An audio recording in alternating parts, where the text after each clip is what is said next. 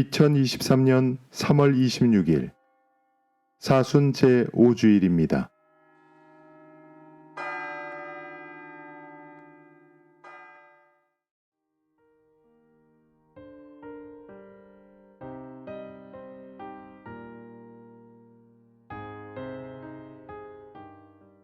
성부와 성자와 성령의 이름으로 아멘.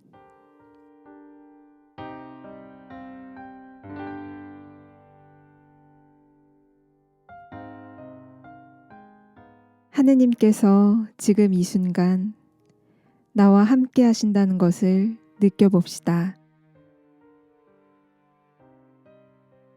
제가 이곳에 앉아 있으며 느끼는 심장의 박동, 들숨과 날숨, 생각의 움직임들 모두는 저를 향한 하느님의 끊임없는 창조의 표징입니다. 잠시 동안 멈추어서 당신 안에 살아계시는 하느님의 이 현존을 느껴봅시다.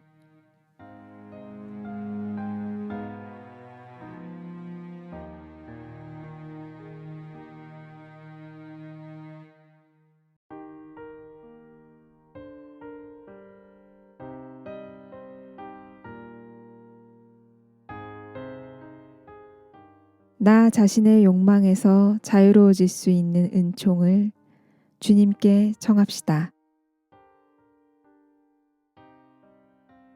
저는 하느님께 도움을 청합니다. 저의 오랜 집착들로부터 자유로워지기를, 이 기도의 시간에 하느님께 개방되기를, 그분을 좀 더 사랑하고 그분께 봉사할 수 있게 되기를 청합니다.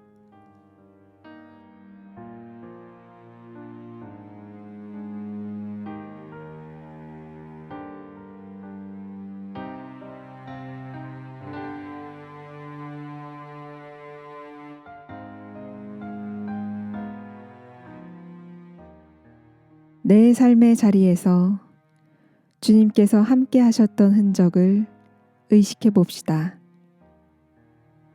저는 저 자신에 대하여 솔직해질 수 있습니다. 어제 하루는 어땠고 당신의 기분은 어떠했습니까? 주님께 당신의 감정들을 솔직히 나누어 드립시다.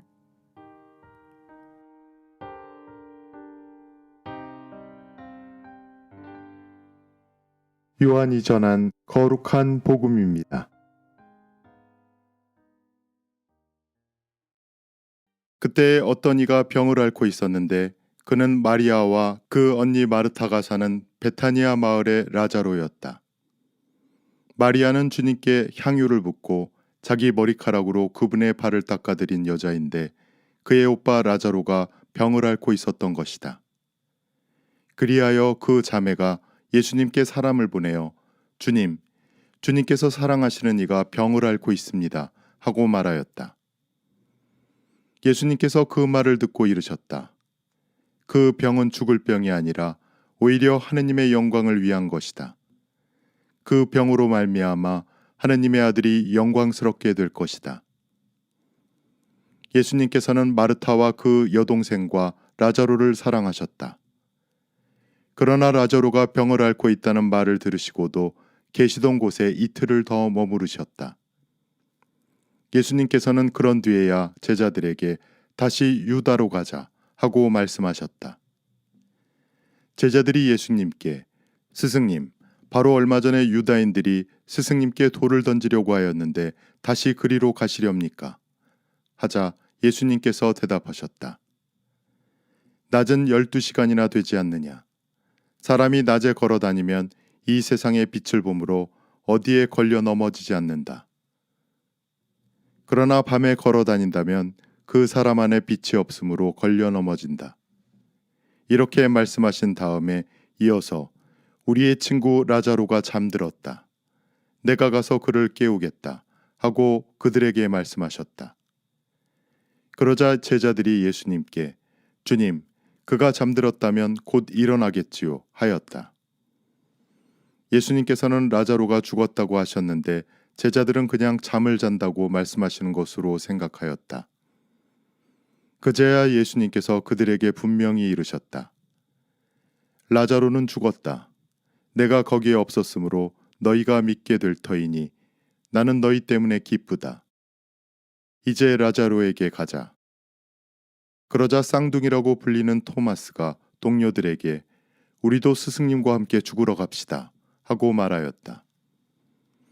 예수님께서 가서 보시니 라자로가 무덤에 묻힌 지 벌써 나흘이나 지나 있었다.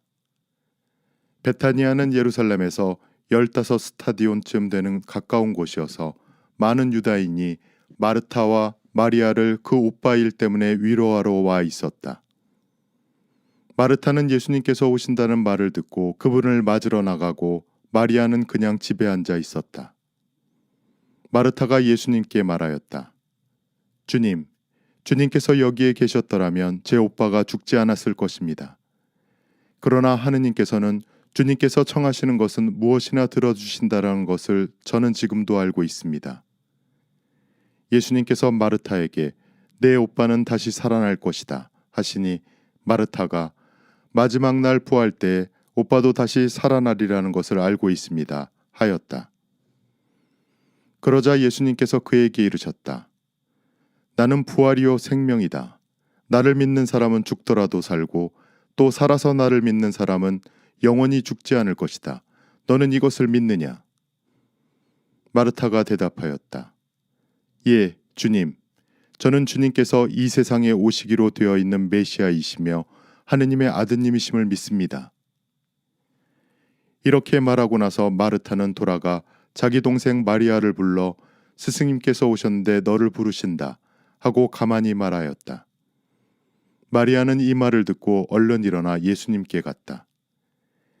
예수님께서는 마을로 들어가지 않으시고 마르타가 당신을 맞으러 나왔던 곳에 그냥 계셨다. 마리아와 함께 집에 있으면서 그를 위로하던 유다인들은 마리아가 급히 일어나 나가는 것을 보고 그를 따라갔다. 무덤에 가서 울려는 줄 알았던 것이다. 마리아는 예수님께서 계신 곳으로 가서 그분을 뵙고 그분 발 앞에 엎드려 주님, 주님께서 여기에 계셨더라면 제 오빠가 죽지 않았을 것입니다 하고 말하였다. 마리아도 울고 또 그와 함께 온 유다인들도 우는 것을 보신 예수님께서는 마음이 북받치고 산란해지셨다. 예수님께서 그를 어디에 묻었느냐 하고 물으시니 그들이 주님 와서 보십시오 하고 대답하였다. 예수님께서는 눈물을 흘리셨다. 그러자 유다인들이 보시오, 저분이 라자로를 얼마나 사랑하셨는지 하고 말하였다. 그러나 그들 가운데 몇몇은 눈먼 사람의 눈을 뜨게 해주신 저분이 이 사람을 죽지 않게 해주실 수는 없었는가 하였다. 예수님께서는 다시 속이 북받치시어 무덤으로 가셨다. 무덤은 동굴인데 그 입구에 돌이 놓여 있었다. 예수님께서 돌을 치워라 하시니 죽은 사람의 누이 마르타가 주님, 죽은 지 나흘이나 되어 벌써 냄새가 납니다 하였다. 예수님께서 마르타에게 말씀하셨다. 내가 믿으면 하느님의 영광을 보리라고 내가 말하지 않았느냐. 그러자 사람들이 돌을 치웠다. 예수님께서는 하늘을 우러러 보시며 말씀하셨다. 아버지, 제 말씀을 들어주셨으니 아버지께 감사드립니다. 아버지께서 언제나 제 말씀을 들어주신다는 것을 저는 알고 있습니다. 그러나 이렇게 말씀드린 것은 여기에 둘러선 군중이 아버지께서 저를 보내셨다는 것을 믿게 하려는 것입니다. 예수님께서는 이렇게 말씀하시고 나서 큰 소리로 외치셨다. 라자로야, 이리 나와라. 그러자 죽었던 이가 손과 발은 천으로 감기고 얼굴은 수건으로 감싸인 채 나왔다. 예수님께서 사람들에게 그를 풀어주어 걸어가게 하여라 하고 말씀하셨다. 마리아에게 갔다가 예수님께서 하신 일을 본 유다인들 가운데에서 많은 사람이 예수님을 믿게 되었다. 주님의 말씀입니다.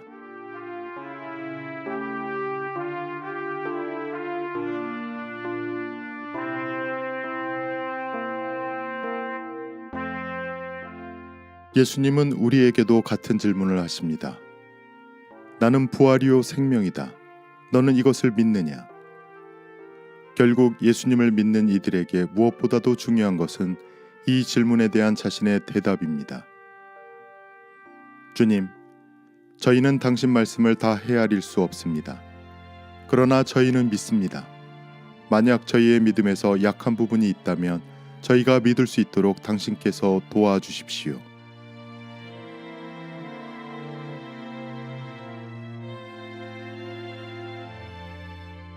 그를 풀어주어 걸어가게 하여라.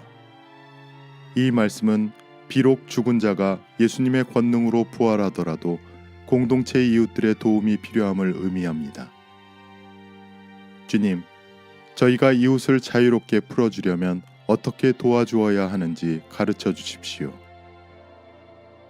잠시 묵상합시다.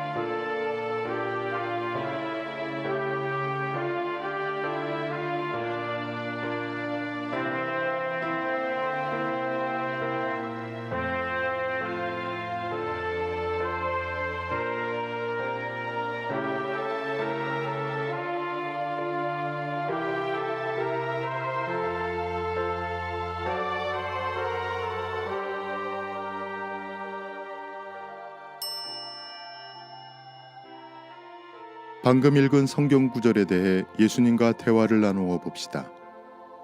어떤 부분이 당신의 마음을 움직입니까?